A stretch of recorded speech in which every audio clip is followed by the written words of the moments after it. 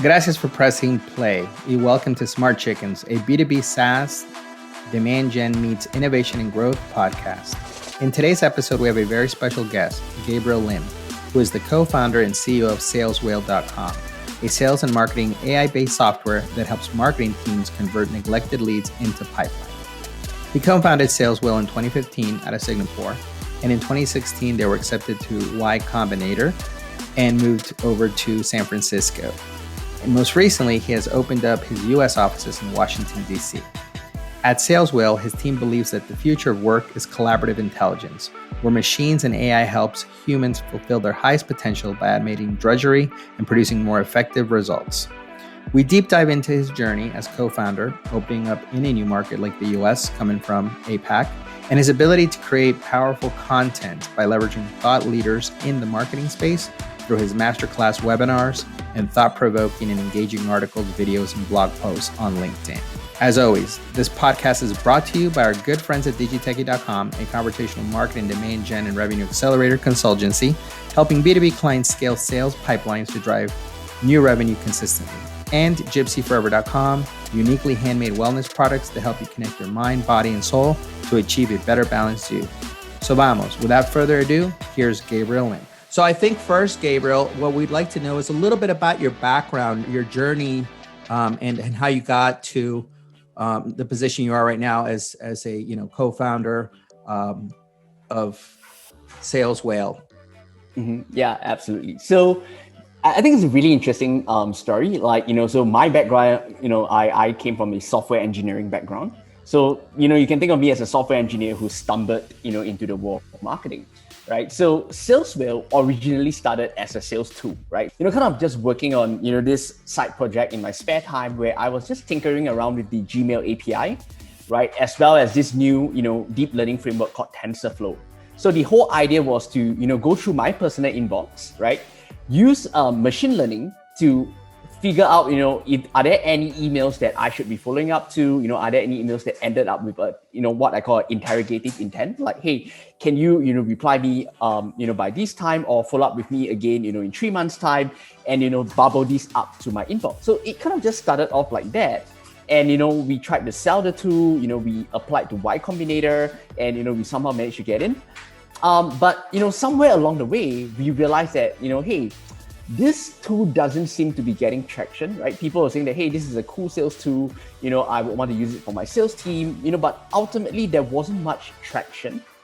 So one day, I actually got invited down to the offices of a marketing director of a Fortune 500 company. So I was just demoing her the tool and she was like, hey, do you know what you guys build? Actually, it's a marketing tool rather than a sales tool. I was like, why? And then she started telling me, about all the stories about the leads that she's handing over to the sales team. They're not being followed up with, and there's the whole bunch of marketing leads slipping through the cracks. And she was like, hey, if you just repurpose this just a smidge, we could potentially run a pilot with you guys and it could be huge. And I was like, okay, it's not like we're seeing, huge success with the sales segment anyway. So I went back to the office, told my co-founders, and then we kind of just, a prototype around the core technology in 2 weeks.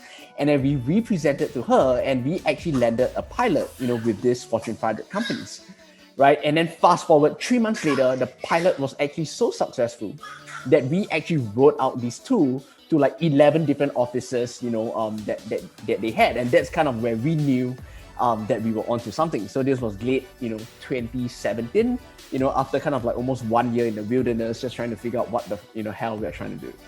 So yeah, so that's kind of how the story of a software engineer who, tried to build a sales tool, ended up in the, wonderful world of marketing.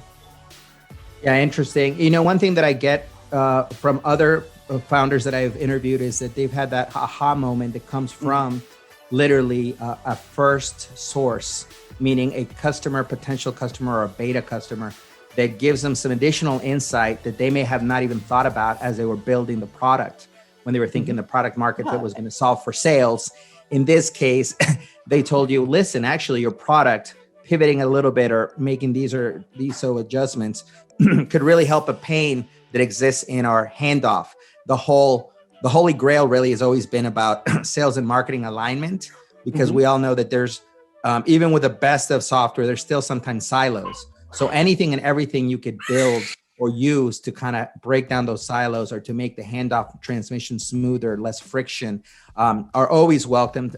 Coming from someone who's been in a marketing background my whole entire career, but also played with sales and it had to be held accountable to a sales number by giving the qualified leads over. I understand that predicament really well. So I'm glad to hear that, you know, your team was flexible enough and nimble enough to say, okay, let's pivot to this other solution. So talk me through that a little bit if you can, and then maybe bring us forward to, you know, now it's not 2017, and specifically maybe bring us to like how you guys in 2020, a very tumultuous year for a lot of us, but B2B seemed to fare better than others. What was sort of the strategy that you guys have birthed from that 2020 and into what you're doing now? Yeah, absolutely. So, you know, just to double click on the point that you mentioned earlier, right? Like I'm a firm believer of, you know, this quote by Richard Feynman, you know, who was a physicist, right? He said that the imagination of nature, right, is so much richer than the imagination of man, right? And sometimes, you know, as startup founders or even as marketers, you know, we tend to have a vision of what we think the world wants, when in actuality, right, you know, when you talk to your customers, you talk to your prospects, you know, they may be thinking about it in a different way. And I think it's about, you know, having that humility to kind of really understand and internalize that, you know, kind of like in order to be a good marketer. And this kind of is a segue to the next kind of point that, you know, I was about to bring, which is in the 2020, right? Like fast forward to 2020, you know, kind of basically the world just shut down, right? Like, and other than just a handful of, segments, right? If you read the news, right, the cloud went on a tear, right? In the early parts of 2020 when the lockdowns happened. But if you kind of like, observe deeply, there were only a handful of categories of companies that were doing well, right? Like collaboration software, you know, security software, but everyone else, they were struggling, right? And Saleswhale, we belong to the latter bucket, right? So we went overnight from a whole bunch of, you know, marketers very willing to try out new tools to overnight, you know, marketers telling us that, hey, we have no more budget. Our budgets got slashed to zero. You know, all new initiatives are put on hold. You know, you guys have to wait for, you know, 3 months, 6 months, 9 months, you know, before, we can kind of like talk about resuming, you know, kind of like, you know, this evaluation with you guys, right?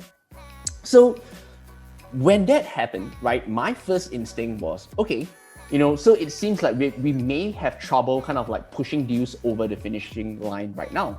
And that's okay, right? But what else can we do, right? What else can we do in these next 3 months, 6 months, 9 months, while kind of like the world is on a standstill, to kind of like build potential energy and demand, you know, down the future. And kind of like I huddled with my team, we brainstormed a couple of, you know, ideas, and something that, you know, I guess, you know, came to us was, hey, you know, marketers may not be ready to buy right now. They may not have budgets right now, but what if we can kind of build, you know, our brand, you know, our affinity? We could give away a certain portion of our product for free, so that, you know, when the markets recover, and they will recover, when budgets come back, and they will come back, you know, guess who's going to be first on their mind, you know, when they are evaluating a new tool in our category. So that's kind of like the thought process, you know, behind this whole massive push. You know, if you have been following us, you will realize that, you know, we literally ran from like zero, like we were not on anyone's radar, to suddenly pushing out a lot of quality content, you know, I think around May or June in 2020, you know, onwards. Yeah, no, that's fantastic. And funny enough, around that time that you're discussing, some really, you know, thought leaders in B2B, Kyle Lacey from Lessonly, and others, Dave Gerhardt, Active Campaign CMO, they did this office hours that I recall because it was literally like a month or into the pandemic. And to your point, we know budgets got either shut down, reallocated, or, you know, we knew that, you know, it was going to be a couple, you know, 3 to 6 sticky months of maybe light to zero revenue. And to your point, very little movement in the pipeline because it was what it was, right? Mm-hmm. And the best of them, what they did is what you're saying. They did an affinity marketing, double down on your content to provide that sort of in the cocoon period that we all have had to go through in 2020. This is not how I dubbed it. Christopher Lockhead from Follow Your Different, who I think you should be on for sure. He dubs it as a cocoon period, right? Interesting. We all know I that like the term industries. Cocoon period, right? We all had to sort of sit in this cocoon period and see what we're going to metaphor as an industry, as a company on the way out, coming out, right? As the economies and the pandemic, started to get a little bit more under control, if there is such a thing. But I love that you're saying that you guys decided to, as a team and as a founder, with a board in your back, also saying, okay, here's, we know we've invested the seed money. We understand that this is out of anybody's control, but what are we doing to targeting goals that, although it might not be the same targeted goals for MRR or ARR for this quarter, for the foreseeable quarters, but what can we do? And so I love that you're saying, you guys were very deliberate and thought, we got to double down on our affinity marketing, our content. And you guys surely did that. You were one of the first who started putting out some really good content on LinkedIn, which is obviously a very nice place to sell to B2B, where you got decision makers there. But you did it in a unique way, I think, because I saw and noticed that you started to really, kind of reverse engineer how you were putting out content to get to the end goal. And talk us through that a little bit, because you recently were on a HubSpot. You did a webinar with the regional director of HubSpot, and you talked about it. And you had your slides, and on one of your slides, it looks like a schematic, very much like something a programmer would do, right? Or an engineer would do, Or an engineer would do. But you say, hey, look, don't be, it's funny that you were like, please don't be intimidated by this schematic. At the end of the day, what we were just doing is we're trying to figure out how to write the right content to the right playbooks for the right type of person who engages with our LinkedIn ads, and or to, what kind of emails we were going to send out and what kind of communication our SDRs. That's a lot. But talk us through that a little bit of how you come up with that kind of thinking, that process behind it, because it surely gave you guys results. You guys had one of your best, I think ROIs from an ABM campaign. And a lot of people want to replicate that, but they just don't even know where to start. So give us a little bit of your background on that specific campaign, if you could. Sorry, so just to clarify the question, you're asking about the ABM campaign, or all the stuff that we're doing on LinkedIn? Well, I think that campaign was with LinkedIn, right? It was an ABM campaign through LinkedIn advertisement. Yep. Right. So if you could marry both of them into the answer, that'd be awesome. Or if you want to choose one first and then the second later, that's fine too. Sure, absolutely. So I kind of want to reference my background, right? So I started my career as an engineer, right? I'm a software developer. So basically, I kind of like to bring this thing called the scientific method to marketing, right? So basically, for those of you who are not familiar, the scientific method is that you start observation or question, right? You develop a hypothesis, right? And then you kind of spin up rapid experiments to test, right? And then when these experiments come back, you analyze the data, you kind of look at the conclusions and you double down on what works and you cut, what doesn't work. And you want to look through these as quickly as possible, right? So let's start the first part, right? Observations and questions, right? What I like to do is to start with first principles. So as you rightfully mentioned, right? We are a B2B company. We're selling to B2B marketers, demand gen folks, marketing operations folks. Where do we find them, right? So chances are on LinkedIn. Right. So what's the best way to reach these people on LinkedIn? Right. And, so basically we kind of started from this observation. And then basically we developed a hypothesis, around this, how do we feel that we can best engage with these people? What are content that we think that they want to engage with? And to that end, what I actually did was that I caught up 20 customers, right? So this was kind of May, June period. I caught up, 20 of our customers. I had a set of questions that I wanted to ask them. Hey, Mr. Customer, what keeps you up at night? So these were not questions around Saleswhale, right? This was really about understanding the psychographics and the psyche of our customers, right? What keeps you up at night? What are you hoping to learn this year? How has the pandemic affected your business, right? How has it affected your marketing budgets, the relationships between you and your CEO and your direct reports? How are you changing the way that you're running marketing and demand generation now, right? And after, 5, 10, 20 of such questions, you start to kind of pattern match. And, you start to realize that, hey, if I produce, the hypothesis is that if I produce this specific piece of content, right, it's going to be really useful for my target market, right? So we went back, we have an in-house design team, which I would recommend to every single, marketer out there. And we kind of produce a few, really awesome, collaterals. We push them out, we run a few ads, we see what works and what doesn't work, right? And that's kind of like, it's just really, really simple, right? Like how we kind of like created this soup to nuts, approach to ABM, right? Which I think that a lot of practitioners in the market today, they are just trying to, overcomplicate things, right? And that's something that we want to kind of steer away from. Yeah, no, absolutely. And it's funny because you talk about sort of splitting the funnel, which, we provide demand gen services for our clients. And we always talk about, there's obviously top of the funnel and there's bottom of the funnel. And then the gray area where you have your BDRs and SDRs really doing the heavy lifting, right? That's the middle of the funnel. But you have to really understand, in your point, by doing this kind of firsthand research and reaching out to customers, you can better understand what their bottom of the funnel pains are more, Absolutely. So that when you're creating your messaging, to your point, like when you guys were creating your creative, your ads, you already knew because of the questions you asked and the answers you got back of what are really the messaging, how clear can I be on the messaging so that it resonates quicker, right? And it's more impactful when you do it backwards, I think. Ask first, and then from that build out your top of the funnel kind of, campaigning, if you will, and what your bottom of the funnel is.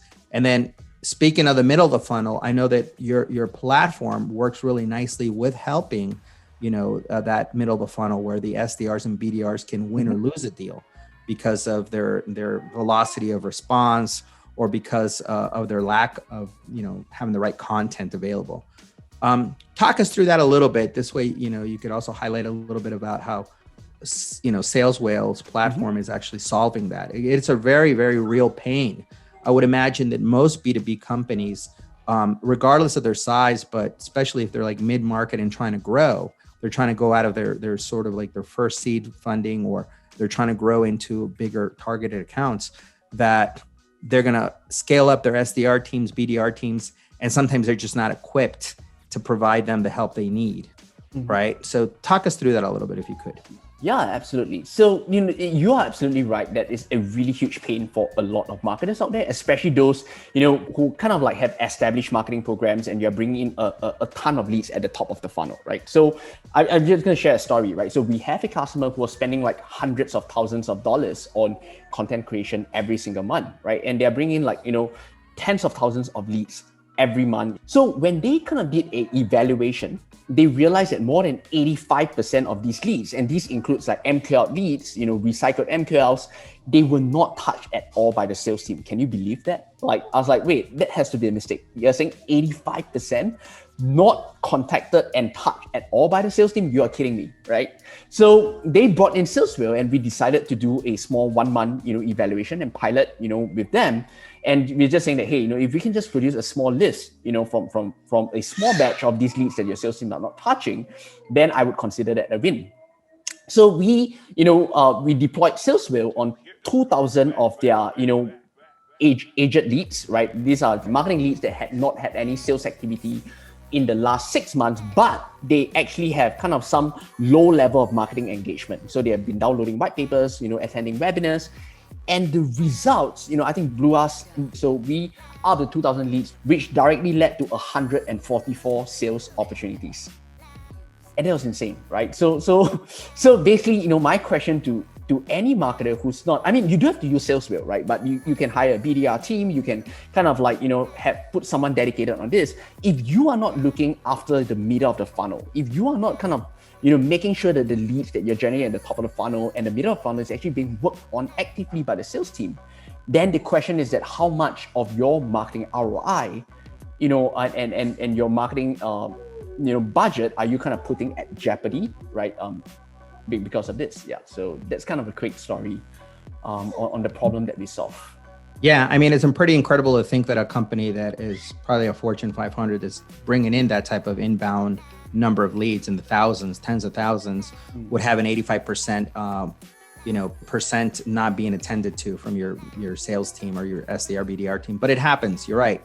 So I guess also part of the challenge that I've noticed that a lot of sales or companies that in the B2B specifically that have a sales team and a marketing team is on kind of that agreed or not agreed sales lead agreement sort of SLA. Like how much is marketing qualified leads attributing to revenue or pipeline? So talk us through that, because I know that a lot of companies, and you're in a very competitive space, there's outreach, which is more sales enablement, but there's sales loft, there's a lot, right? And so for someone who's either on the marketing side and is trying to champion in a solution that's speaking more to the middle of the funnel, what are some of the things they can do to help either help their counterparts in the C-suite as a CFO, as a VP of sales, or even bring it up to their CMO if they're not the CMO themselves? What are some of the things you talk about to try to get those folks to be ready to align and prep their counterparts on why they need solutions that are speaking specifically to the middle of the funnel?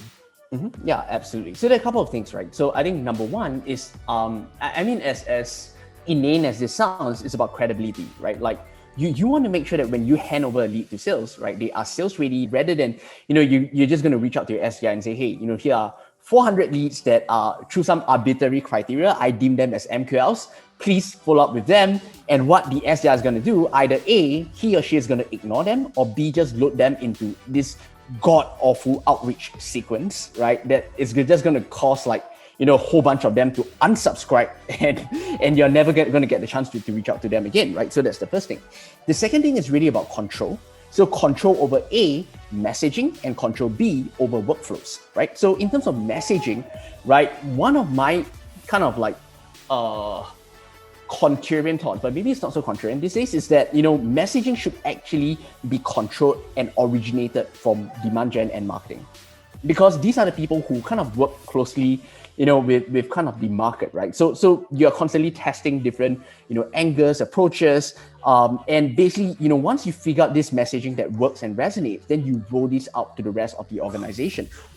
And Saleswhale as a tool, we have kind of inbuilt, what we call messaging components to allow demand gen marketers to very rapidly test, different messagings on different personas, different verticals, different entry points, which they can then scale, out to their SDR team, which they wouldn't otherwise have, if kind of like a fresh graduate, a SDR is kind of like just blasting the leads, however they want to. Right. And in terms of workflows, you can also kind of configure very, very granular automated workflows. So let's say, for example, a lead that became an MQL and is handed over to sales within 48 hours, there's no activity from sales, Saleswhale kind of like engages these leads, through a, workflow, and then kind of re-enrolls them 60 days later in another workflow if this or that happens. So that's the kind of granularity that you do get, while if you want to do this with your SDRs, that's going to, require, a smidge of micromanagement. Yeah, no, absolutely. And I know that you're a firm believer in kind of not only preaching what you're talking about, but you practice it using Saleswhale. Plus, you guys have nice APIs to Salesforce, HubSpot, and other Marketo, presumably, other CRMs that are out there. So when you decided to roll out your webinar series, the Masterclass, which have been doing phenomenal, and I signed up, and others I know, for your newsletter. Give me a little bit of that background. Like, how are you guys setting those up? What does it take to set those up with you and your team? And how do you go about, what's your thought process on getting the right people that you want to invite, and also the kind of the content wheel? Because I know that you obviously use this also to generate, qualified prospects to come in to demo and to test out and to try to get new clients for Saleswhale, of course. So talk us through that a little bit. Yeah, absolutely. So interestingly enough, when we started Masterclass Series, it began with a list of do nots, right? Internally, I call them guardrails. And I believe that to do good marketing, you need guardrails, right? So what were the guardrails for this Masterclass Series that we're thinking of rolling out, right? The first one is that, we will not, right, actively try to sell to these people or to kind of like, spam them and market them the Saleswhale product, right? We will not do that because that's not what we want, ourselves, right, as consumers. The second guardrail is that we will only invite speakers and talk about, content that we ourselves would want to listen to, right? Like many times you kind of like see certain kind of webinars, they just have like a bunch of random folks on it and then they talk about random topics, right? But at the end of the day, is the content valuable? Is this something that our users would want to listen to? Right, so kind of like starting from that approach, and we have a couple of guardrails as well. We reverse engineered it, right, and then kind of we came up with this list of speakers that we have. So similar to you, right? Like you went on and listened to some of the webinars that I did, a podcast that I've been on. So same thing, we actually had a list of speakers that we went to listen to their previous podcasts and webinars. And kind of like we had this like checkbox, like, are they a good speaker? Can they add value? And we only reached out to those that we thought could create value for our audience. And that's kind of like how the initial genesis of the Masterclass program started.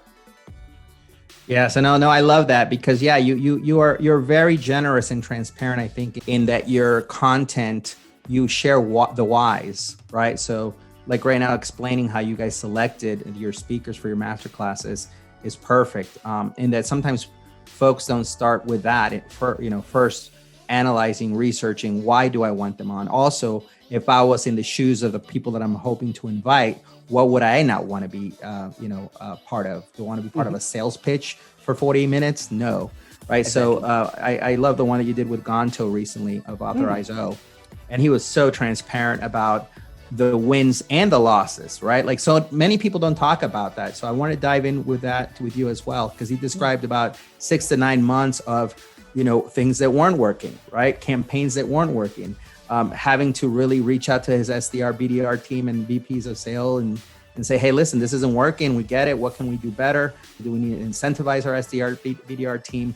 What's not working here, right? So for those that just read the headlines of them being sold for the whatever, $36.5 billion, they only see that, but it's like it's kind of like when you're watching a World Cup and or any sporting event and you get to see all the highlights, right? As fans, you see the highlights, but you don't see the years it took for them to get to where they got to become world-class athletes or world-class teams to win that goal. Same thing with Gonto. He kind of described a whole 9 months to almost a year of a lot of mistakes, a lot of lessons learned, a lot of tweaking, pivoting to get it right. So talk to us a little bit about how you've had to do the same with Saleswhale and how that process goes for you and your team.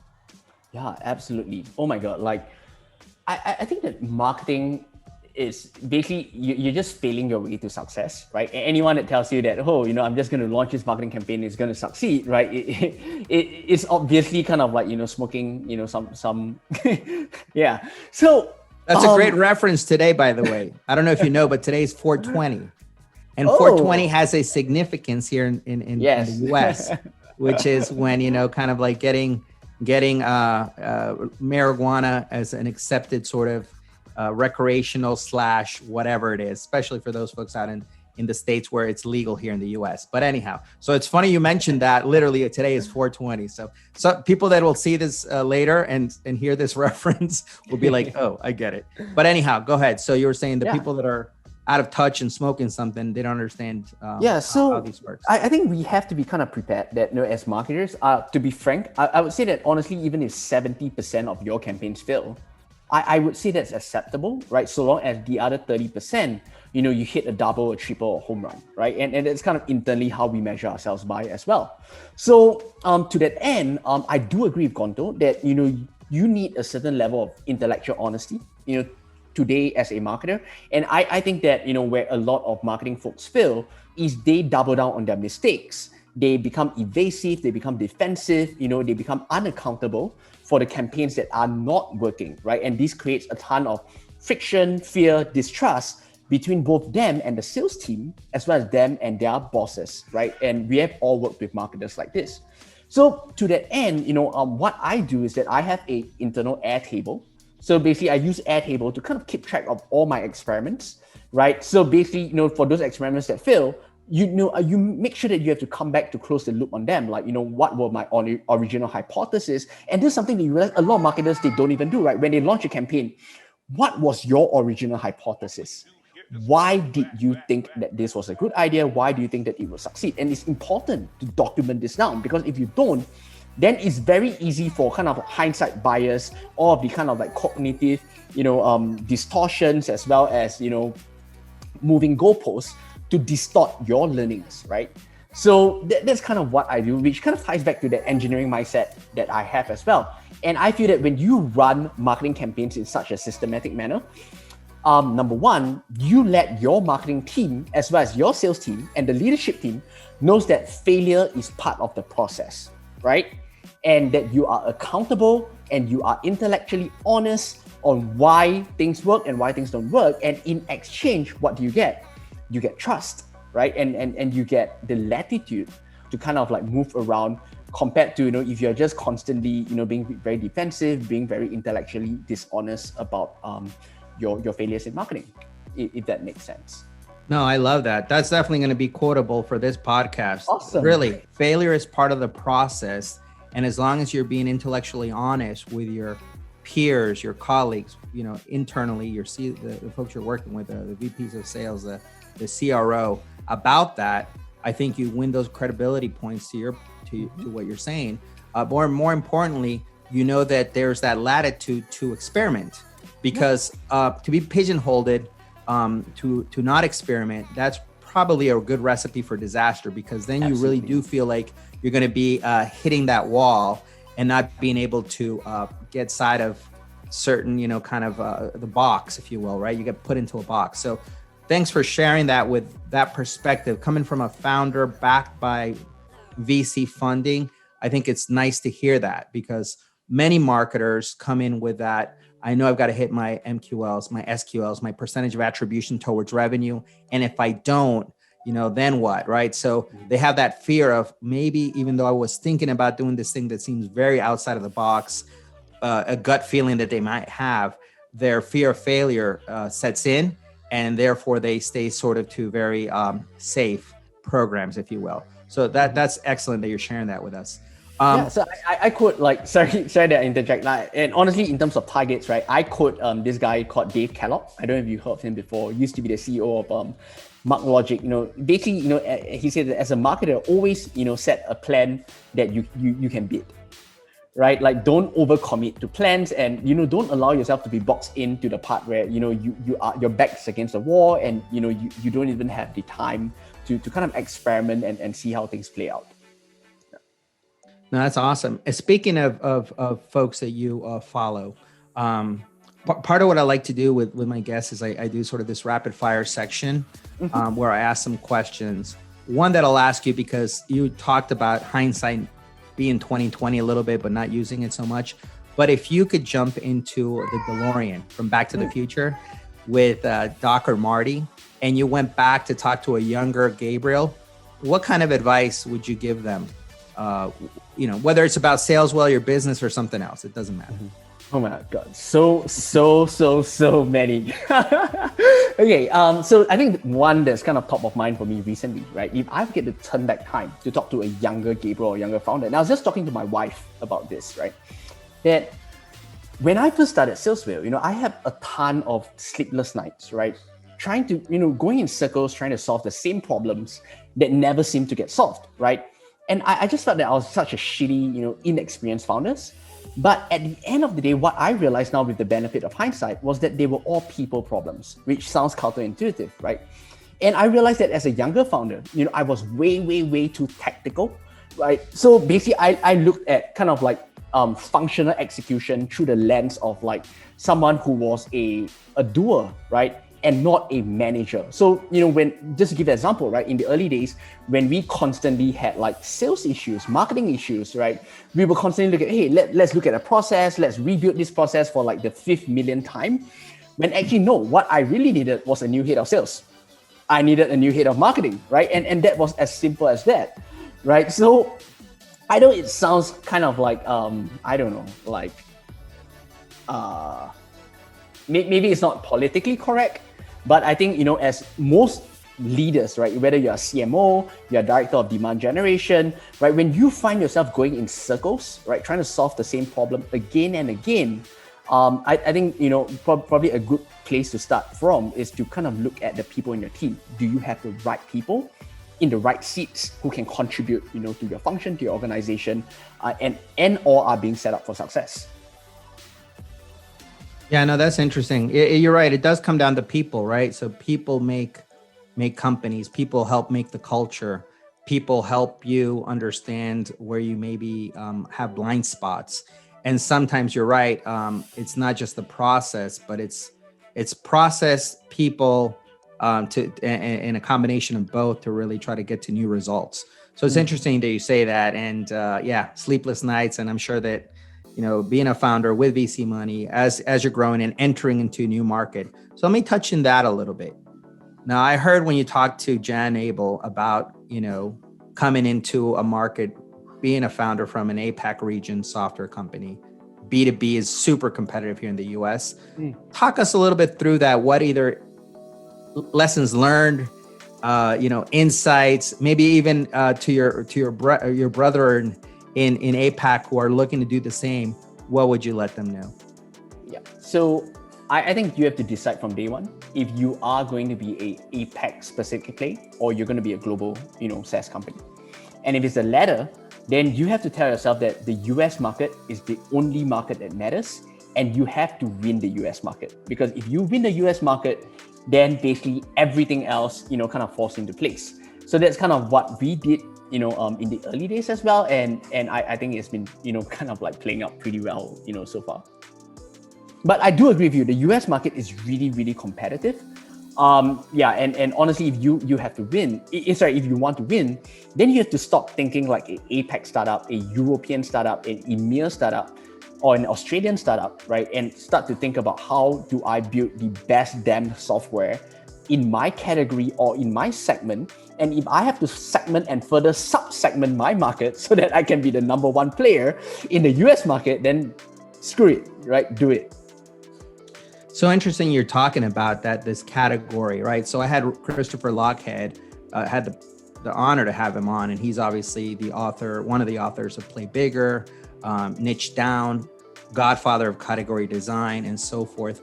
And he talks about that, right? So you've got now, because if there was a quote that it was software is eating the world by Anderson, I think. And then someone else said something like an AI is eating software. So where are we heading? So we're exponentially growing in B2B tech. And because of that, the logos or the number of tech companies has exponentially grown. I think Scott Brinker, who I had on, he's got this one diagram that he puts out every year. Yeah. And it's through HubSpot right now. He's with HubSpot, and it's like, it shows sort of like this ginormous, slide of logos. So I think they're at 5,000 or maybe 8,000 SaaS companies that are trying to cater to B2B, whether it's marketing, sales. So as that happens, I think that, savvy founders continue to look on how can I balance category creation, like sort of design my category or subcategory or a niche thereof, so that I can continue to become innovative and competitive. Because in the eyes of the buyer, right? So when I speak to some of the folks that we work with that are looking at MarTech, they might already have a HubSpot. They may have like Marketo or Salesforce, and they've got Drift and they've got XYZ ABM, demand base or whatever. They're trying to see, well, what am I going to really get out of this? Or is it another shiny object syndrome and we have to have it, right? Because our competitor has it or because we think we might be able to use it, right? So when you think about that and it's a landscape and you're thinking, I might have to niche down even more to be the best in that subcategory, if you will. What are some of the indicators or signals that you as a founder try to take in to kind of address that? Yeah, absolutely. So I think the easiest indicator is just to look at your successful customers, right? Like, just going to Salesforce, which are the deals that close A, the fastest, B, in the most, the highest ACVs and the most compressed, cycle times, right? So I think that's definitely one indicator that you can look at. right? Another indicator, interestingly enough, is how do I put this? Like looking for emergent use cases that some of your customers are, very weird emergent use cases that they are using it, in, and try to figure out like why are they actually using it in such a weird manner, and then try to pull on that thread and see if there's anything there, if that makes sense. Yeah, no, interesting. Yeah, you're right. I mean, sometimes your early adopters and your super users are usually the first ones that are gonna kind of be the rebels of trying to do something different with your software because they've learned it so much, they appreciate it, they understand it, and now they're pushing you and pushing themselves to get it to the next level. And from that could be the birth of, the aha moment that you have with your as a founder with your product team, and say, you know what? Maybe here, this little thing here that they're doing, this is really where they're solving the most pain, where they're seeing the most value, and therefore we should look into that for our roadmap. So yeah, that's super interesting that you're saying that, and it sounds so simplistic, quite honestly.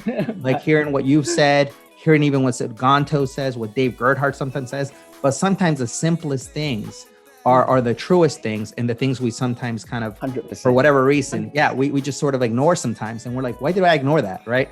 So I love the fact that you're saying, hey, Gianni, we look at those signals, and we look at also sort of this kind of nuances of our user base doing XYZ with our product. So that's fantastic. So again, because I know that we're looking at the top of the hour, and I want to respect your time, let me go back to the rapid fire section, right? So you told us what you would tell a younger Gabriel, and that's fantastic. Your wife probably would have said, well, I wish you would have said something about our honeymoon and made it a bit different. Just kidding. But no, I get what you're saying. Now, I truly believe that leaders are readers. I have some books here in the background that I read. Niche Down is one of them. And I know that you are as well. So what are one or two book recommendations? They don't have to always be business that have, influence or that you would recommend. Yeah, so it's rapid fire questions, right? So three books, obviously Awesome by April Dunford, Ogilvy on advertising, and then the last one actually is a computing book called The Dream Machine by JCR Likiter. I think it's called like The Revolution That Made Personal Computing or something like this. So these are three books that I personally got a lot of value from over the last year. Excellent. Is there any app or hobby? I know you're recently a daddy of a baby girl. Yes. Not too old. I get it. I got two boys, 7 and 5. So I know it's crazy, but so congratulations. But is there any hobby or sport or app that you're using that helps you to recharge and reboot? Because you have a lot of responsibility as a founder of a software company and working in a market in different time zones and what have you. So what is that? What do you use to help you recharge in the week? I think like two major things. So first one is just, I run every, couple of days, and basically it's like high intensity running and calisthenics. So that helps to, you want to push yourself to the point where like you're so exhausted that you have no space to think about anything else. So that's one. And the second one is actually like, on a weekly basis, I actually go on like long walks with my wife and my dog. So these are long walks, like 90 minutes to 2-hour long walks, right? And I feel that this helps to keep me anchored and grounded, right? After a long week of, high intense, high octane work as a startup founder. Yeah, no, that's fantastic. And was there anything that I didn't ask that you would like to discuss? Maybe either about the industry, Saleswhale, or anything else? No, not at the top of my head. Great. Yeah, we covered a lot, right? We did. I told you, Gabriel, I'm more of a lot of interesting topics. Yeah, I told you I'm more of a conversationalist. I'll do my research, and then I want to kind of do it this way. Yeah. So I appreciate it, and I love a lot of your insights. So how can folks find you and connect with you to learn more about Saleswhale, about your master classes, if they want to sign up or become even a speaker? How can they find you? What's the best way? So, either go to our website, saleswhale.com, check out our blog, right? I kind of write there quite frequently, recently launched a newsletter. So, I hope that you'll find it useful. And, do connect with me on LinkedIn as well. So linkedin.com/penguin Gabe.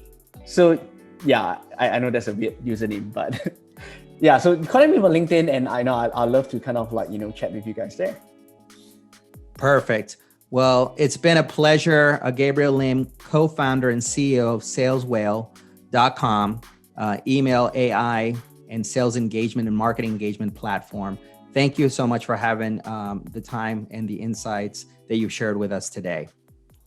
Thank you for having me. This was a blast.